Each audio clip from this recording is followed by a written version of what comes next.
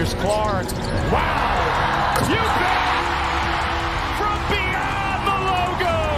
And a little point afterward. Stop scrolling, because this isn't just another media headline. It's a calculated power shift. NBC is relaunching Sunday Night Basketball.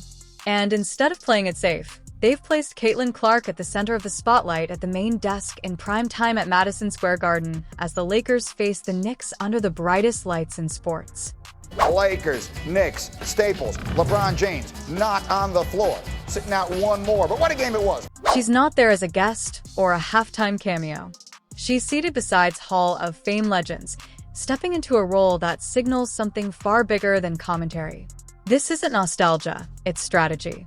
NBC isn't just bringing back a broadcast. They're redefining who shapes the conversation around the game. And in one decisive move, they've made it clear. The future of basketball media isn't coming. It's already here. Tread the broadcast power play carefully. Let me walk you through the business logic here, because it is genuinely brilliant. And I am not using that word loosely.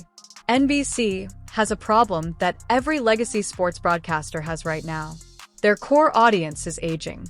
The people who religiously watched pregame shows in the 90s and 2000s are still watching, but they're not growing. Meanwhile, there is this massive young, engaged, digitally native audience that grew up watching highlights on their phones, following athletes on social media, and consuming sports through TikTok clips and Twitter threads.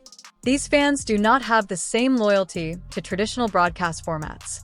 They're not going to tune in just because the graphics are slick and the theme music is nostalgic.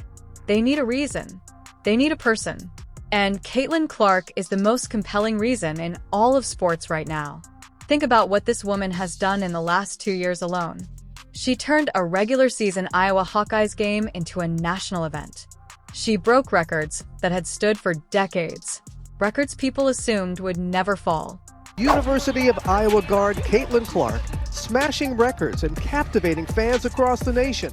She made the NCAA Women's Tournament the most watched basketball event in America, men's or women's, during her final run.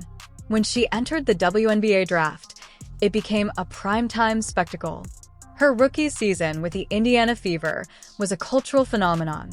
Arena attendance exploded. Television ratings for WNBA games she played in were up hundreds of %. Merchandise sales went through the roof. She did not just move the needle. She broke the needle, built a new one, and moved that one, too. And here is the thing that a lot of people miss. Her appeal is not limited to women's basketball fans. That is the old way of thinking about it. Caitlin Clark's fan base is enormous and diverse. NBA fans watch her. College football fans watch her. People who do not even follow sports know her name. She transcends the sport in a way that very few athletes in any era have managed to do. NBC understands this at a molecular level. They saw it firsthand during her college career. Remember when they put her record-breaking game behind the Peacock paywall? Clark, she fires, and goes! People who had never subscribed to a streaming service in their lives signed up just to watch her play. That is not normal. That is not even rare. That is essentially unprecedented for a college athlete. So, when it came time to choose the face of their billion-dollar NBA relaunch, the decision was not really a decision at all. It was obvious. The debut in the details. Now, let us talk about the specifics, because NBC did not just book Caitlin Clark for a random appearance. Every single detail of this rollout was calibrated with surgical precision. And when the night actually arrived, it delivered everything and more. Her debut was February 1st, 6 p.m. Eastern. Live from Madison Square Garden ahead of the Lakers vs. Knicks tip-off at 7 o'clock. NBC did not ease her in. They did not start her on some forgettable mid-season game between two lottery teams where nobody would notice if things went sideways. They threw her straight into the fire, the mecca of basketball. LeBron James potentially making his final appearance at MSG as a Laker. LeBron James has an emotional trip back home. The Los Angeles Lakers player tears up while facing off against the Cleveland Cavaliers. Jalen Brunson and a Knicks team fighting for home court advantage. Courtside seats are selling for over $1,000. Home. This was not a soft launch. This was a statement. And NBC knew exactly what they were doing. And they did not stop there. NBC brought out every weapon in the arsenal for this debut. Bob Costas was there. Michael Jordan made an appearance as a special contributor. You read that right. They put Caitlin Clark on the same broadcast night as Michael Jordan. That is the level of company NBC placed her in for the launch of their most important sports property since they got the NBA rights back as part of the league's 11-year, $76 billion media deal. The last time NBC aired an NBA game was the 2002 finals between the Nets and Lakers. Over 2 decades of silence, and when they finally came back, they chose Caitlin Clark to help kick the door open. Clark joined the basketball night in America desk alongside host Maria Taylor. It took place in December of 2026. Caitlin, I'm just curious because you said that this moment right now is one of the biggest moments the WNBA has ever seen. Carmelo Anthony and Reggie Miller. And from the moment she appeared on screen, it was clear she belonged. She talked about the mystique of Madison Square Garden, admitted it was actually her first time at MSG for Knicks game, and said there was just a different type of buzz in the building. She spoke about star players rising to the occasion in big moments. She discussed an NBA player she watches closely and broke down elements of the gum with the kind of specificity that made the Hall of Famers next to her nod along. Her Fever teammate Sophie Cunningham watched from home and later said on her podcast that Clark was a natural up there. Aaliyah Boston, another Fever teammate who works as an NBC contributor for women's college basketball, posted on Instagram asking the question a lot of people were thinking, like, what can't you do? But here is where it got really fun. Before the broadcast, NBC set up a modified game of horse between Clark and former 20-year NBA veteran Jamal Crawford. Growing up, some called it pig, some called it horse. It's a kid's game. Today, we're calling it NBC. Now, if you know anything about Caitlin Clark, you know she does not lose quietly. The behind-the-scenes story came out days later on the Let Her Shoot podcast. Sarah Chavnik, the director of the segment, revealed that Clark lost the first game and immediately told the producers, no, best of 3. Nobody had planned for a best of 3. Clark just refused to walk away with a loss on camera. That moment, more than any analysis or pre-game breakdown, told you everything about who she is. She is not performing competitively. She is wired that way. Chubnik also added something that stuck with people. She said she judges athletes by how they treat the people they work with behind the scenes, and that Clark is someone you could safely meet as your hero and never be disappointed. The numbers backed up everything NBC hoped for. The Lakers vs. Knicks game that night pulled 4.5 million viewers across NBC and Telemundo, making it the most-watched Sunday night regular season NBA game since 2002, excluding opening night and Christmas. The Knicks won 112-100, and the broadcast felt electric from start to finish. Merry Christmas, everyone. Enjoy. Wade finds James. Grab that. Put it. NBC President Rick Cordella was asked days later whether fans could expect to see a lot more of Clark on the network, and his answer was telling. He pointed to her existing relationship with Xfinity and Comcast, called her part of the family, and made it clear this was just the beginning. Clark's second scheduled appearance is March 29th in Oklahoma City, when the Thunder host the Knicks. But everyone watching that night understood something bigger was unfolding. This was not a guest spot. This was an audition that she already passed. The Desk of Titans. Let us talk about what this is actually going to look like on screen, because this is where it gets really fun. Picture the set.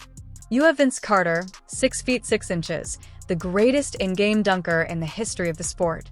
On Vince Carter, the reimagination of VC immediately following the game on Sportsnet East, Ontario, and his... A man who jumped over a 7-footer in the Olympics and made it look casual. You have Tracy McGrady, one of the most effortlessly gifted scorers the game has ever produced. A guy who could get a bucket from anywhere on the floor without even looking like he was trying. You have Carmelo Anthony, the king of the mid-range, the jab step assassin, and one of the most prolific scorers in NBA history. And sitting right there with them, holding her own, you have Caitlin Clark, the woman who shoots from the logo like it is a layup. The woman whose court vision is so absurd that she makes passes that make NBA point guards do a double take. The conversations that are going to happen between these 4 people are going to be absolute gold. Imagine Caitlin asking Melo to break down his jab step, and Melo actually getting into it, showing the footwork and explaining the reads. Imagine Vince Carter asking Caitlin about her range, genuinely curious about how she generates that kind of power from 35 feet. Imagine T-Mac and Caitlin comparing notes on how to create space off the dribble, finding common ground between his silky smooth NBA game and her fearless WNBA attack. These are not hypothetical fanfiction scenarios. These are the kinds of conversations that NBC is actively planning for. And every single one of them is going to go viral. Every clip, every exchange, every moment where a Hall of Famer looks at Caitlin Clark with genuine respect and says, yeah, she knows the game. That is going to spread across every platform on the internet within minutes. And speaking of viral moments, there is a tease that the producer Sam Flood dropped that has the internet absolutely buzzing. He said they are hoping to have Caitlin with a basketball in her hand on set. Now, that might sound innocent, but think about it. Why would you specifically mention that? What are they planning? The theories are flying. Maybe she does a shooting demonstration. Maybe she breaks down her own mechanics in real time. Maybe Reggie Miller shows up and they have a three-point contest right there in the studio. But the theory that has the most traction, the one that is setting every sneaker forum and basketball community on fire, is that Caitlin is going to debut her Nike signature shoe live on national television at Madison Square Garden. Let's get back to Nike, though. I gotta ask some questions because I'm such a huge sneaker fan. You said that you're wearing the new kicks. Nike has been suspiciously quiet about the release timeline.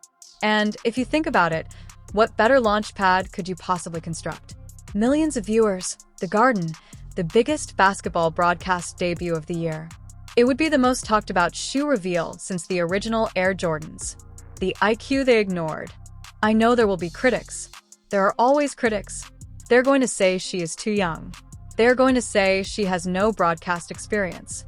Edward, they're going to say she has not earned a seat next to Hall of Famers. And to those people, I say respectfully, you have not been paying attention. Caitlin Clark has been in front of cameras since she was in high school. Queen of college basketball, with the same style she played with while dominating in high school. She did a Manning cast-style alternate broadcast during the Final Four. And she was phenomenal. Not just good for someone her age, not just decent for a first-timer, she was natural, insightful, funny, and genuinely compelling to watch. She hopped in the Yankees broadcast booth and held her own with seasoned professionals.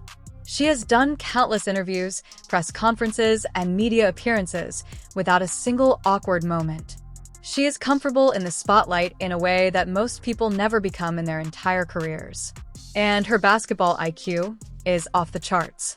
And this is not someone who is going to sit there and offer surface-level observations.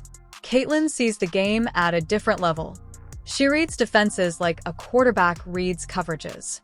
She understands spacing, timing, angles, and passing lanes with a sophistication that impresses NBA coaches.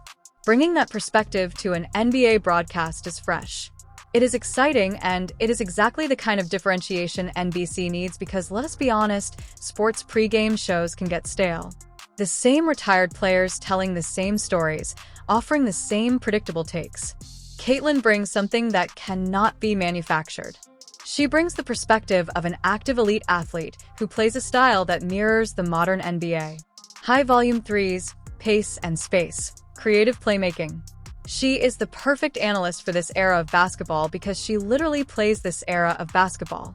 But beyond the broadcast itself, this move does something even more important for the sport as a whole. For years, the NBA and the WNBA have felt like separate universes, separate broadcasts, separate audiences, separate conversations. Having the face of the WNBA sitting on an NBA broadcast desk, analyzing NBA games with credibility and authority that builds a bridge. It tells the casual NBA fan who might never watch a WNBA game that this woman knows the game at an elite level. And if she can break down LeBron's pick and roll reads on a Sunday night. Add basketball analyst to Caitlin Clark's esteemed resume now. The former Hawkeye and Indiana Fever star will join NBC's Sunday Night Basketball. Maybe her own games are worth watching, too. It is cross-promotion at its absolute finest, and the ripple effects are going to benefit both leagues for years to come. Parallel paths, one vision. I tell you what impresses me most about this whole situation, and it is not the broadcast deal. It is the business savvy. Caitlin Clark is 22 years old. She is in the early stages of her professional playing career, and she is already building a media empire. Most athletes wait until they retire to start thinking about their second act. They play for 15, 20 years, and then they scramble to figure out what comes next. Caitlin is building her post-playing career right now while she is in her prime, while the spotlight is brightest, and while every door is wide open. That is extraordinary foresight for someone her age. And it tells you a lot about the team around her and her own understanding of how fleeting these windows can be. And the synergy with her existing deals makes this even smarter. Mana has already signed with Xfinity, which is owned by Comcast, which is the parent company of NBC. So this is not some random opportunity that fell into her lap. This is a strategic alignment of corporate interests that benefits everyone involved. NBC gets the biggest draw in sports. Comcast activates its investment in Caitlin through its own broadcast network. Caitlin gets a platform that reaches tens of millions of people. All of women's sports, I think this is one of the biggest moments we've ever had. And adds broadcast experience to a resume that already includes record-breaking athletic performance and a portfolio of endorsement deals that rivals players twice her age. She is not just maximizing her current earning potential, she is building equity in her future. Every minute she spends on that NBC set is an investment in a career that could extend decades beyond her playing days. You have to understand something about the way modern athlete branding works. The old model was linear. You play, you retire, you audition for a TV job, and you hope someone gives you a chance. The new model, the Caitlin Clark model, is parallel. You build your playing career and your media career at the same time. And each one feeds the other. Every great moment she has on the NBC set makes more people want to watch her play for the fever. Every great moment she has on the court makes more people want to hear what she has to say on Sunday night. It is a flywheel, and once it starts spinning, it is almost impossible to stop. And there is something deeply human about this story that I do not want to get lost in all the business talk. Think about who Caitlin Clark is as a person. This is someone who grew up in Des Moines, Iowa. Not exactly the center of the sports universe. She fell in love with basketball, watching the game on television. Clark, another three-pointer! 6 threes on the... Studying it. And now she's going to be on the other side of that screen, inspiring the next generation of kids who are sitting on their couches right now watching basketball and dreaming their own dreams. Some little girl in some small town is going to see Caitlin Clark on NBC breaking down an NBA game and think, if she can do that, maybe I can too. And that is bigger than any ratings number, any business deal, or any viral clip. That is legacy. February 1st, Madison Square Garden. The lights won't just illuminate the court, they'll expose a shift in power. Lakers versus Knicks. Hall of Famers at the desk. And at the center of it all, Caitlin Clark is stepping into prime time with a microphone instead of a basketball. On the surface, it's a debut. Beneath it, it feels like a strategic realignment of influence, of audience, of who truly drives the conversation in modern basketball. When the cameras go live and the music fades, pay attention not just to what's said, but also to who commands the room. Because the most consequential moves aren't always made on the hardwood. They're made in the narrative. And when this night is over, the real question won't be whether she belonged there. It will be who the game belongs to.